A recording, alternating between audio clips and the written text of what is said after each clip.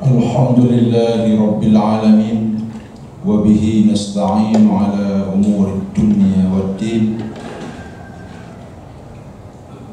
Ashhadu an la ilaha illallah wa ashhadu anna Muhammadar Rasulullah. Allahumma salli wa sallim wa barik ala nabiyyina wa karimina wa syafi'ina Muhammad sallallahu alaihi wasallam. Ayyuhal hadirun, usikum wa iyaya bittaqwallah, faqad fazal muttaqun.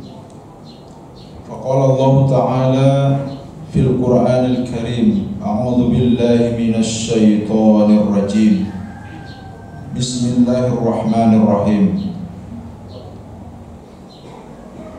Wa amma man khafa maqama rabbih wa nahan nafsa 'anil hawa fa innal jannata hiyal ma'wa. Jemaah Jumat yang dirahmati Allah Subhanahu wa taala, marilah kita bersyukur kepada Allah Subhanahu wa taala dengan segala nikmat yang Allah berikan. Nikmat kesehatan, nikmat kesempatan. Hari ini kita bisa membuktikan bahwa kita adalah orang yang bersyukur di hadapan Allah, dan itu kita tandai dengan hadirnya kita sholat Jumat di masjid yang mulia ini. Karena hanya syukur itulah yang mengantarkan kita menuju ridho Allah Subhanahu wa taala. Tanpa rasa syukur, bagaimana Allah meridhoi kita? Salawat dan salam kepada Rasulullah sallallahu alaihi wasallam. Semoga syafaat beliau menjadi salah satu penolong kita di hari kelak nanti. Amin ya rabbal alamin. Jemaah yang dirahmati Allah Subhanahu wa taala, sebagai seorang muslim, sebagai seorang mukmin, kita perlu mengintrospeksi diri, menilai, melihat, mencek, memeriksa apakah Allah sudah ridho dengan apa yang kita lakukan, jalan hidup yang kita tempuh, keberagamaan yang kita pilih, ibadah yang kita lakukan, atau suasana hati yang kita niatkan. Ini perlu kita pelajari dan lakukan serta cermati. Bagaimana cara memeriksa, memverifikasi bahwa Allah ridho dengan apa yang kita lakukan. Misalnya Rasulullah SAW memberi tips, man kana yu'minu billahi wal yawmil akhir fala yu'dhi jarahu, wa man kana yu'minu billahi wal yawmil akhir falyukrim dhaifahu, man kana yu'minu billahi wal yawmil akhir falyaqul khairan aw liyasmut. Hadis ini sangat populer. Hampir kita semua mengetahui, pernah mendengar, walaupun sebagian tidak menghafalnya. Artinya adalah, kalau saya mengartikan, man kana yu'minu billahi, barang siapa mengaku beriman kepada Allah dan hari akhir, pasti dia tidak berkonfrontasi dengan tetangganya. Jika terjadi percekcokan, perselisihan dengan tetangga, kalimatnya adalah kita sedang tidak beriman, sedang tidak, atau sedang imannya sedang tidak ada. Karena kalau ada imannya, pastilah itu tercegah menurut hadis tadi. Jadi barang siapa mengaku beriman, ini konsepnya. Jadi untuk memeriksa, memverifikasi keimanan kita perlu melihat attitude kita, akhlak kita dan bertetangga. Begitulah cara memeriksanya. Sekali dua kali keluar dari konsep wajar, karena kita ini manusia. Al-khata' wan nisyan sifatan lil insan.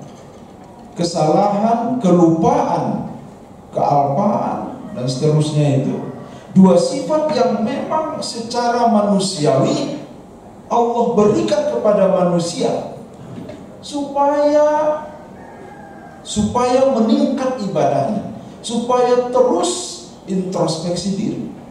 Tetapi kalau menjadi rutin, itu yang bermasalah. Jadi salah satu cara untuk memeriksa keimanan kita itu kita melihat dari bagaimana kita berakhlakul karimah. Jadi kalau hadis tadi itu kita lanjutkan terjemahannya, kan yang kedua, barang siapa yang mengaku beriman kepada Allah dan hari akhir, pasti dia memuliakan tamu itu luar biasa gitu. Jadi tinggal lihat saja nanti istri kita di rumah, kalau ada tamu pelit nggak gitu, atau cuek nggak. Kalau cuek ditegur, Pak. Itu keimanannya dipertanyakan. Karena kata Rasulullah gitu, iman itu berimbas kepada kelakuan menghormati tamu. Kemudian yang ketiga kata Rasulullah, siapa yang mengaku beriman kepada Allah dan hari akhir, pasti peribahasanya, perkataannya bagus. Pasti dia mengusahakan sekuat mungkin berkata-kata yang baik. Jika tidak bisa lagi, dia diam. Jadi pilihannya dua itu, menghindari bahasa-bahasa kotor. Hate speech, kalau dalam bahasa media sosial hari ini, hate speech. Dalam hate speech ini tentu hadis tadi itu, maka benar-benar kita harus mempertanyakan lagi keimanan kita. Ini saya sedang bicara, Pak, tentang bagaimana kita mengontrol, memverifikasi keimanan kita sendiri, bukan untuk menyeberang ke orang lain, tidak. Saya ingin membicarakan ke kita hari ini, kata Rasulullah, untuk ngecek keimanan kita itu dari hal-hal yang tadi itu. Dan ketiga hal itu, jika kita rangkum, kita simbolkan pada satu kata, itu akhlak. Akhlak itu. Maka di dalam hadis yang sangat panjang, percakapan antara Jibril dengan Rasulullah SAW, Jibril bertanya, mal Islam, mal iman, mal ihsan. Nah, ihsan itulah tadi untuk memverifikasi keimanan kita. Ihsan itu. Jamaah yang dirahmati Allah Subhanahu wa taala, maka kalau ada orang yang terus-menerus hate speech, itu pasti dia perlu memverifikasi kembali, menintrospeksi kembali keimanannya. Kalau terjadi sekali dua kali, maka saya bahasanya itu pakai bahasa sedang. Dia sedang menurun keimanannya. Dan itu wajar, manusiawi, kita semua pernah menurun. Emosi, Allah menitipkan emosi, Allah menitipkan amarah di dalam diri kita, sesekali itu terluapkan. Tetapi kan kata Rasulullah SAW, seorang mukmin itu dia beristighfar 70 kali untuk dosa-dosa yang tak terhitung, yang kecil-kecil itu. Jadi artinya tidak boleh berlarut-larut, pesannya demikian. Jamaah dirahmati Allah Subhanahu wa taala, ada lagi hadis Rasulullah tuh yang mengatakan la imana liman la amanatalah. Itu tidak ada atau dipertanyakan keimanannya, tidak ada keimanan seseorang yang tidak amanah. Nah, ini juga sama. Kalau kita mau ngecek, kalau ada amanah, kita harus cek, saya udah amanah belum. Jadi ke bawah-bawahnya itu, Pak, kita perlu melihat yang kecil-kecilnya. Kalau semua dari konsep atau tips dari Rasulullah itu ujungnya untuk mencek keimanan dan keislaman kita itu adalah akhlak, maka tinggal diturunkan saja. Cara menurunkannya yang kecil-kecil, mulai dari kita bicara, hindari hate speech. hindari hoax, berbohong, hindari membuang muka ketika bertemu orang lain. Saya sering mengatakan bahwa terkadang akhlak itu pembicaraannya bukan antara benar dan salah, atau bahkan bukan baik dan buruk, tetapi pembicaraannya adalah baik dan lebih baik. Walaupun nanti ada baik dan buruk, tetapi untuk seorang mukmin, seorang yang muttaqin, seorang yang bertakwa, pertaruhannya adalah dia akan mengejar yang lebih baik. Saya sering mengilustrasikan, jika saya ketemu dengan saudara saya, tetangga saya, teman saya, maka saya mengucapkan assalamualaikum, kemudian saya salam, kemudian saya senyum, kemudian saya doakan dia. Itu kan yang terbaik. Rasulullah melakukan itu. Tetapi kita assalamualaikum kemudian senyum saja cukup, sebetulnya sudah baik. Tetapi tidakkah kita ingin meraih yang terbaiknya? Tidak usah tunggu dari orang itu balasan senyumnya, mungkin dari orang lain. Dan saya sering mengatakan bahwa senyum saya kepada orang lain bukanlah untuk dia sebetulnya, tetapi untuk Allah. Karena Allah senang orang yang murah senyum, karena Allah senang apa yang kita lakukan itu. Sehingga jamaah yang dirahmati Allah Subhanahu wa taala, ini hal-hal yang kecil yang itu menjadi tolok ukur.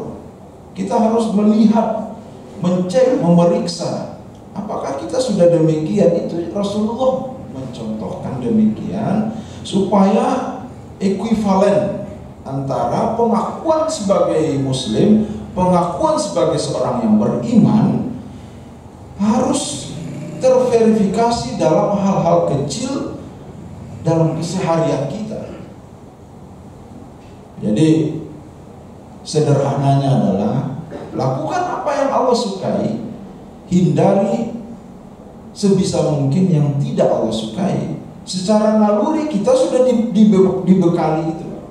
Sudah Allah bekali itu, bahwa orang yang setiap manusia tidak suka dimarahi, tidak suka dicuekin, tidak suka diabaikan, tidak suka diremehkan, tidak suka. Itu semua fitrah kita. Maka sebetulnya ikuti fitrah saja. Tinggal nanti bagaimana Rasulullah memberi tips, kita akan terhantarkan atau dihantarkan kepada akhlakul karimah. Jamaah yang dirahmati Allah Subhanahu wa taala, maka secara perilaku inilah salah satu yang Allah sebutkan di dalam surat Ad-Duha, yang ini juga kita sudah hafal semua. Bahkan rata-rata sudah tahu, tidak ada satu orang pun yang tidak tahu. Fa amma bi ni'mati rabbika fahaddits. Itu sering kita bicarakan bahwa maka dengan nikmat Allah ceritakanlah, bersyukurlah. Maka dilakukanlah pengajian atau tasyakur bin nikmat. Seremonialnya demikian. Tetapi implementasinya adalah itu bersyukur. Bersyukur itu menambah nilai dari apa yang kita dapatkan. Jadi jangan lewatkan manfaat apa yang Allah titipkan dalam diri kita, baik secara jasmani, rohani maupun material yang mengitari kita. Jangan biarkan dia menuntut kita untuk menjadi nikmat. Maksudnya adalah jangan biarkan ada barang yang sia-sia di tangan kita. Relakan dia berpindah untuk menjadi nikmat di tempat lain. Jika memang di tangan kita sudah habis peran nikmatnya, maka potensi kita harus mengantar kita menjadi orang yang fa'amma bi ni'mati rabbika fahaddits. Barakallahu li wa lakum fihi minal ayati wa dzikril hakim wa taqabbal minni wa minkum tilawatahu innahu huwal ghafurur rahim.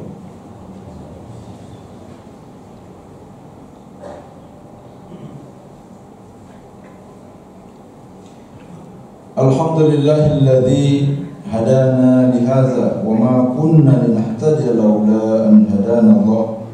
Man yahdillahu fala mudilla lahu wa man yudlil fala hadiya lahu.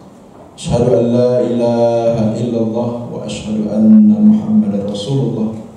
Allahumma salli wa sallim wa barik ala nabiyyina wa karimina wa syafi'ina Muhammad sallallahu alaihi wasallam wa ala alihi wa sahbihi ajma'in, amma ba'd. Fa ya ayyuhal hadirun ittaqullaha haqqa tuqatih wa la tamutunna illa wa antum muslimun. Faqala Allah ta'ala fil Qur'anil Karim, a'udzu billahi minasy syaithanir rajim. Bismillahirrahmanirrahim. Yas'alunaka 'anis sa'ati ayyana mursaha fima anta min dzikraha ila rabbika muntaha. Hanya kepada Allah lah ujung semuanya. Saya sengaja mengutip ayat ini di surah An-Nazi'at, bahwa harus di alam bawah sadar kita, ila rabbika muntaha, hanya kepada Allah lah ujung semuanya. Ini harus terus secara hipnoterapi atau secara ilusi terus berterngiang di dalam alam bawah sadar kita, supaya Allah itu menjadi sesuatu yang auto tersebutkan di dalam alam bawah sadar kita, baik kita sedang sadar maupun tidak sadar. Itulah ujung-ujungnya dari pembahasan kita. Mari kita berdoa kepada Allah, mudah-mudahan apa yang kita bahas ada manfaatnya. Allahumma ighfir lil muslimina wal muslimat wal mu'minina wal mu'minat al ahya'i minhum wal amwat. Allahumma ighfir lana wa anta khairul ghafirin, warhamna wa anta khairur rahimin, warzuqna wa anta khairur raziqin, waftah lana wa anta khairul fatihin. Ya Fattah ya Alim, ya Qawiyyu ya Matin, ya Dzul Jalali wal Ikram. Allahumma a'inna ala dzikrika wa syukrika wa husni ibadatik. Rabbana atina fid dunya hasanah wa fil akhirati hasanah wa qina azaban nar. Wa sallallahu ala sayyidina Muhammadin walhamdulillahi rabbil alamin. Ibadallah, inna Allaha ya'murukum bil 'adli wal ihsan wa ita'i dzil qurba wa yanha 'anil fahsya'i wal munkar wal baghi ya'izukum la'allakum tadhakkarun. Wa la dzikrullahi akbar. Aqimis shalah.